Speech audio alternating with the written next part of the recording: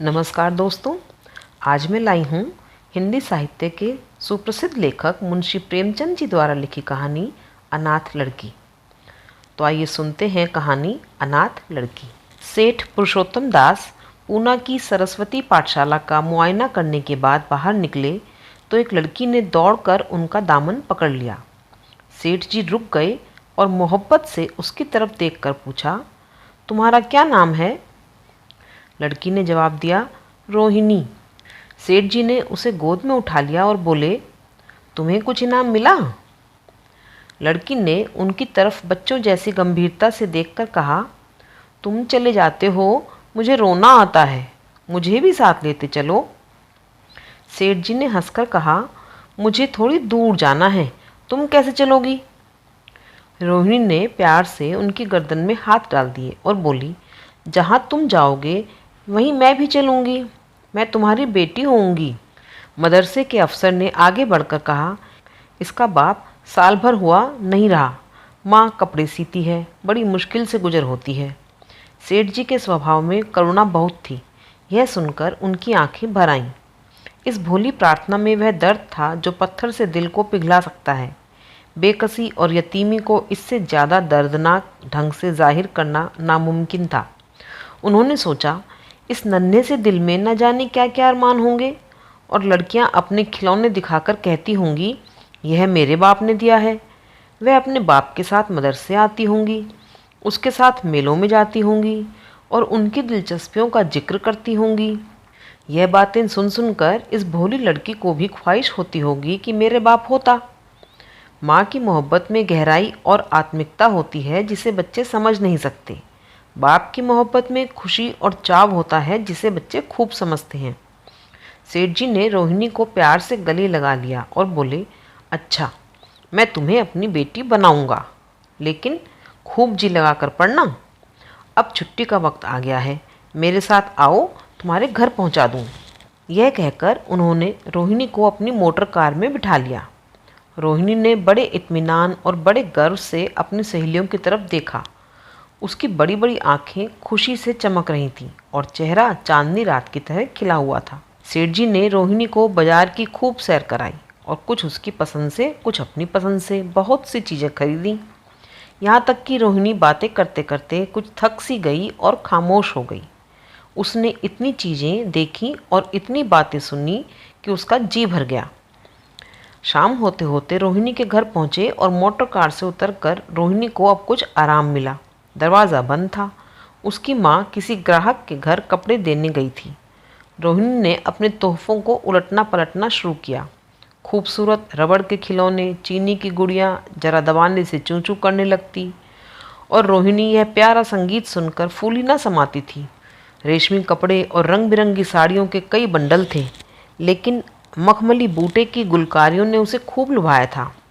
उसे उन चीज़ों के पाने की जितनी खुशी थी, उससे ज़्यादा उन्हें अपनी सहेलियों को दिखाने की बेचैनी थी। सुंदरी के जूते अच्छे सही, लेकिन उनमें ऐसे फूल कहाँ हैं? ऐसी गुड़ियाँ उसने कभी देखी भी नहीं होंगी। इन ख्यालों से उसके दिल में उमंग भर आई और वह अपनी मोहिनी आवाज़ में एक गीत गाने लगी। सेठ जी दरवाजे पर खड़े इस पवित्र दृश्य का हार्दिक आनंद उठा रहे थे। इतने में रोहिणी की माँ रुक्मिणी कपड़ों की पोटली लिए हुए आती दिखाई दी। रोहिणी ने खुशी से पागल होकर एक छलांग भरी और उसके पैरों पर लिपट गई। रुक्मिणी का चेहरा पीला था, आंखों में हसरत और बेकसी छिपी हुई थी। गुप्त चिंता का सजीव चित्र मालूम होती थी, जिसके लिए जिंदगी में कोई सहारा नहीं। मगर रोहिणी को जब उसने गोद में उठाकर प्यार से चूमा तो ज़रा देर के लिए उसकी आंखों में उम्मीद और ज़िंदगी की झलक दिखाई दी। मुरझाया हुआ फूल खिल गया। बोली, आज तू इतनी देर तक कहाँ रही? मैं तुझे ढूंढने पाठशाला गई थी। रोहिणी ने हुमक कर कहा, मैं मोटर कार पर बैठकर बाजार गई थी, वहाँ से बहुत अच्छी अच्छी चीज़ें लाई हूँ। यह देखो कौन खड़ा है। माँ ने सेठ जी की तरफ ताका और लजाकर सिर झुका लिया। बरामदे में पहुँचते ही रोहिणी माँ की गोद से उतरकर सेठ जी के पास गई और अपनी माँ को यकीन दिलाने के लिए भोलेपन से बोली, क्यों, तुम मेरे बाप हो ना? सेठ जी ने प्यार करके कहा, हाँ, तुम मेरी प्यारी बेटी हो। रोहिणी ने उनके मुंह की तरफ याचना भरी आंखों से देखकर कहा, अब तुम रोज़ यहीं रहा करोगे? सेठ जी ने उसके बाल सुलझाकर जवाब दिया, मैं यहाँ रहूँगा तो काम कौन करेगा? मैं कभी कभी तुम्हें देखने आया करूँगा, लेकिन वहाँ से तुम्हारे लिए अच्छी अच्छी चीज़ें भेजूँगा। रोहिणी कुछ उदास सी हो गई। इतने में उसकी माँ ने मकान का दरवाज़ा खोला और बड़ी फुर्ती से मैले बिछावन और फटे हुए कपड़े समेटकर कोने में डाल दिए कि कहीं सेठ जी की नज़र उन पर ना पड़ जाए। यह स्वाभिमान स्त्रियों की खास अपनी चीज़ है। रुक्मिणी अब इस सोच में पड़ी थी कि मैं इनकी क्या खातिर तवज्जो करूं। उसने सेठ जी का नाम सुना था। उसका पति हमेशा उनकी बड़ाई किया करता था। वह उनकी दया और उदारता की चर्चाएं अनेकों बार सुन चुकी थी।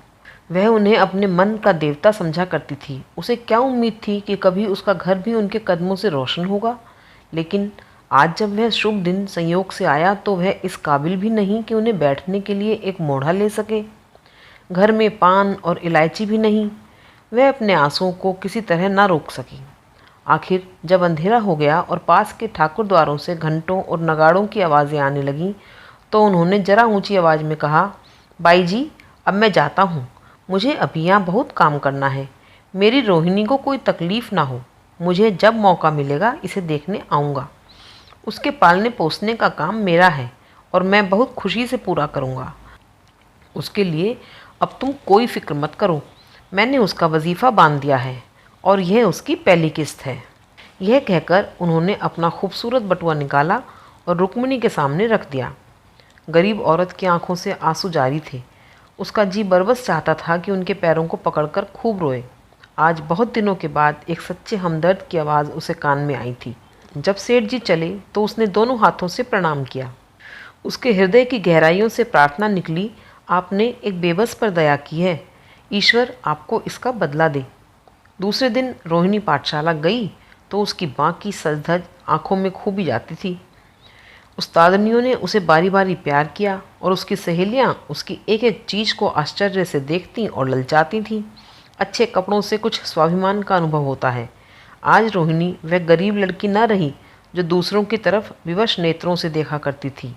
आज उसकी एक एक क्रिया से शैशवोचित गर्व और चंचलता टपकती थी और उसकी ज़ुबान एक दम के लिए भी न रुकती थी। कभी मोटर की तेज़ी का जिक्र था, कभी बाजार के दिलचस्पियों का बयान, कभी अपनी गुड़ियों के कुशल मंगल की चर्चा, तो कभी अपने बाप की मोहब्बत की दास्तान। दिल था कि उमंगों से भरा हुआ था। 1 महीने के बाद सेठ पुरुषोत्तम दास ने रोहिणी के लिए फिर तोहफे और रुपए रवाना किए। बेचारी विधवा को उनकी कृपा से जीविका की चिंता से छुट्टी मिली। वह भी रोहिणी के साथ पाठशाला आती और दोनों माँ बेटियाँ एक ही दर्जे में साथ साथ पढ़तीं। लेकिन रोहिणी का नंबर हमेशा माँ से अव्वल रहा। सेठ जी जब पूना की तरफ से निकलते तो रोहिणी को देखने ज़रूर आते और उनका आगमन उसकी प्रसन्नता और मनोरंजन के लिए महीनों का सामान इकट्ठा कर देता। इसी तरह कई साल गुजर गए और रोहिणी ने जवानी के सुहाने हरे भरे मैदान में पैर रखा, जबकि बचपन की भोली भाली अदाओं में एक खास मतलब और इरादों का दखल हो जाता है। रोहिणी अब आंतरिक और बाह्य सौंदर्य में अपनी पाठशाला की नाक थी। हाव भाव में आकर्षक गंभीरता, बातों में गीत सा खिंचाव और गीत का सा आत्मिक रस था। कपड़ों में रंगीन सादगी, आँखों में लाज संकोच, विचारों में पवित्रता। जवानी थी मगर घमंड और बनावट और चंचलता से मुक्त। उसमें एक एकाग्रता थी जो ऊंचे इरादों से पैदा होती है। स्त्रियोचित उत्कर्ष की मंजिलें वह धीरे धीरे तय करती चली जाती थी। सेठ जी के बड़े बेटे नरोत्तम दास कई साल तक अमेरिका और जर्मनी की यूनिवर्सिटी की खाक छानने के बाद इंजीनियरिंग विभाग में कमाल हासिल करके वापस आए थे। अमेरिका के सबसे प्रतिष्ठित कॉलेज में उन्होंने सम्मान का पद प्राप्त किया था। अमेरिका के अखबार एक हिंदुस्तानी नौजवान की इस शानदार कामयाबी पर चकित थे। उन्हीं का स्वागत करने के लिए मुंबई में एक बड़ा जलसा किया गया था। इस उत्सव में शरीक होने के लिए लोग दूर दूर से आए थे।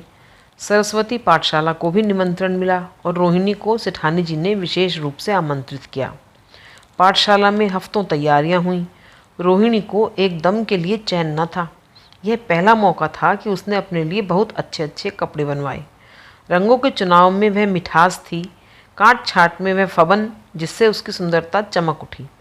सेठानी कौशल्या देवी उसे लेने के लिए रेलवे स्टेशन पर मौजूद थी। रोहिणी गाड़ी से उतरते ही उनके पैरों की तरफ झुकी, लेकिन उन्होंने उसे छाती से लगा लिया और इस तरह प्यार किया कि जैसे वह उनकी बेटी है। वह उसे बार बार देखती थी और आंखों से गर्व और प्रेम टपक पड़ता था। इस जलसे के लिए ठीक समुंदर के किनारे एक हरे भरे सुहाने मैदान में एक लंबा चौड़ा शामियाना लगाया गया था। एक तरफ आदमियों का समुद्र उमड़ा हुआ था, दूसरी तरफ समुद्र की लहरें उछल रही थीं, गोया वह भी इस खुशी में शरीक थीं। जब उपस्थित लोगों ने रोहिणी बाई के आने की खबर सुनी तो हजारों आदमी उसे देखने के लिए खड़ा हो गए। यही तो वह लड़की है जिसने अब की शास्त्री की परीक्षा पास की है, जरा उसके दर्शन करने चाहिए। अब भी इस देश की स्त्रियों में ऐसे रतन मौजूद हैं। भोले भाले देश प्रेमियों में इस तरह की बातें होने लगीं। शहर की कई प्रतिष्ठित महिलाओं ने आकर रोहिणी को गले लगाया और आपस में उसके सौंदर्य और उसके कपड़ों की चर्चा होने लगी। आखिर मिस्टर पुरुषोत्तम दास तशरीफ़ लाए। हालांकि वह बड़ा शिष्ट और गंभीर उत्सव था, लेकिन उस वक्त दर्शन की उत्कंठा पागलपन की हद तक जा पहुंची थी। एक भगदड़ सी मच गई। कुर्सियों की कतारें गड़बड़ हो गईं। कोई कुर्सी पर खड़ा हुआ, कोई उसके हाथों पर। कुछ मंजली लोगों ने शामियाने की रस्सियां पकड़ी और उन पर जा लटके। कई मिनट तक यही तूफान मचा रहा। कहीं कुर्सियां टूटीं, कहीं कुर्सियां उल्टीं, कोई किसी के ऊपर गिरा, कोई नीचे। ज़्यादा तेज़ लोगों में धौल धप्पा होने लगा। अब बीन की सुहानी आवाज़ें आने लगीं। रोहिणी ने अपनी मंडली के साथ देश प्रेम में डूबा हुआ गीत शुरू किया।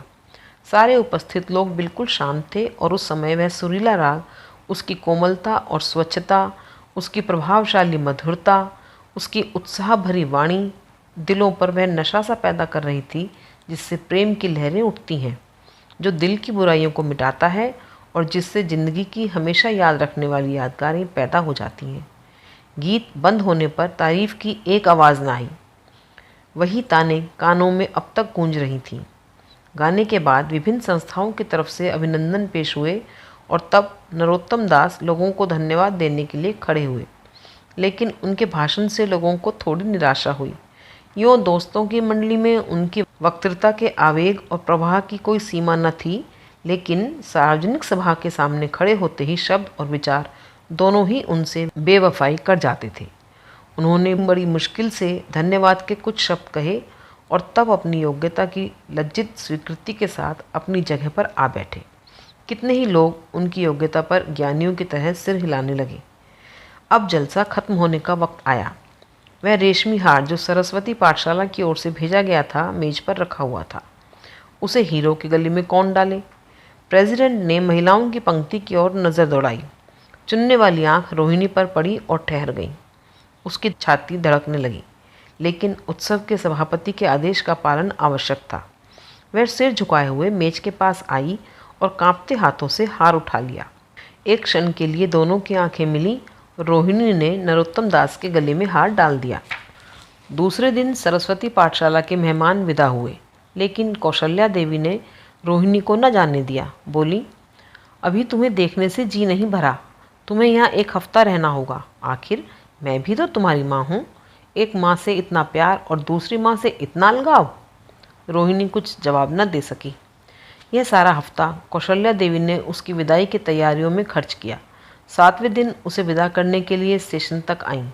चलते वक्त उससे गले मिलीं और बहुत कोशिश करने पर भी आंसुओं को न रोक सकीं। नरोत्तम दास भी आए थे। उनका चेहरा उदास था।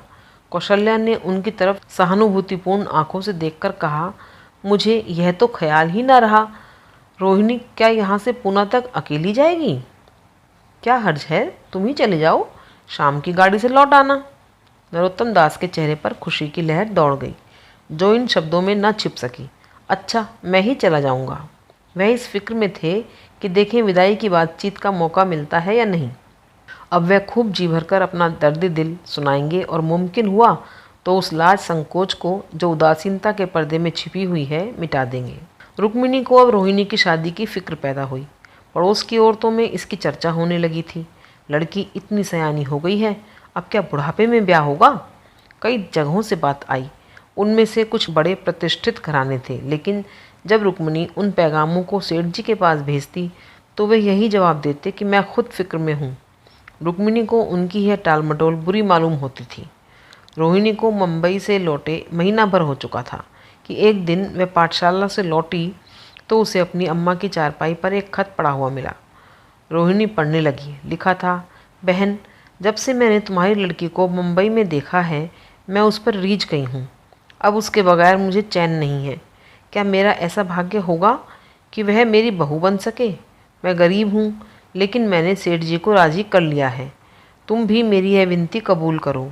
मैं तुम्हारी लड़की को चाहे फूलों की सेज पर ना सुला सकूं, लेकिन इस घर का एक एक आदमी उसे आंखों की पुतली बनाकर रखेगा।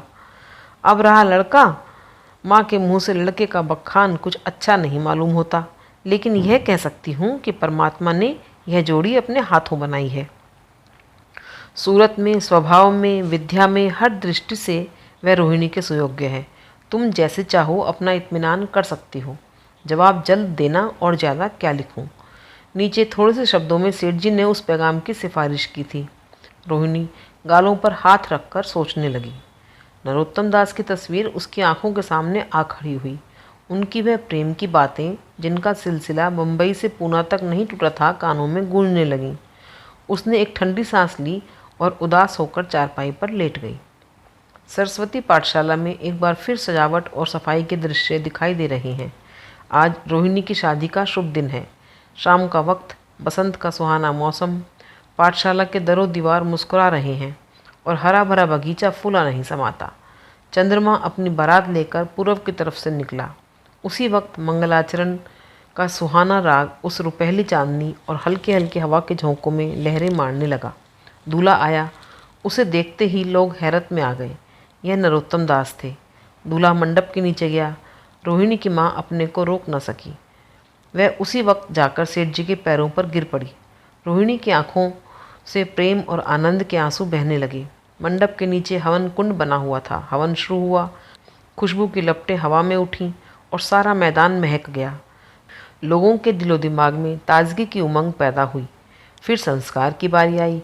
दूल्हा और दुल्हन ने आपस में हमदर्दी, जिम्मेदारी और वफादारी के पवित्र शब्द अपनी ज़बानों से कहे। विवाह की यह मुबारक जंजीर गले में पड़ी, जिसमें वज़न है, शक्ति है, पाबंदियां हैं, लेकिन वजन के साथ सुख और पाबंदियों के साथ विश्वास है। दोनों दिलों में उस वक्त एक नई बलवान आत्मिक शक्ति की अनुभूति हो रही थी। जब शादी की रस्में खत्म हो गईं तो नाच गाने की मजलिस का दौर आया। मोहक गीत गूंजने लगे। सेठ जी थक कर चूर हो गए थे। जरा दम लेने के लिए बगीचे में जाकर एक बेंच पर बैठ गए। ठंडी ठंडी हवाएं आ रही थीं। एक नशा सा पैदा करने वाली शांति चारों तरफ छाई हुई थी। उसी वक्त रोहिणी उनके पास आई और उनके पैरों से लिपट गई। सेठ जी ने उसे उठाकर गले से लगा लिया और हंसकर बोले, क्यों, अब तो तुम मेरी अपनी बेटी हो गई। अभी आप सुन रहे थे प्रेमचंद जी द्वारा लिखी कहानी अनाथ लड़की।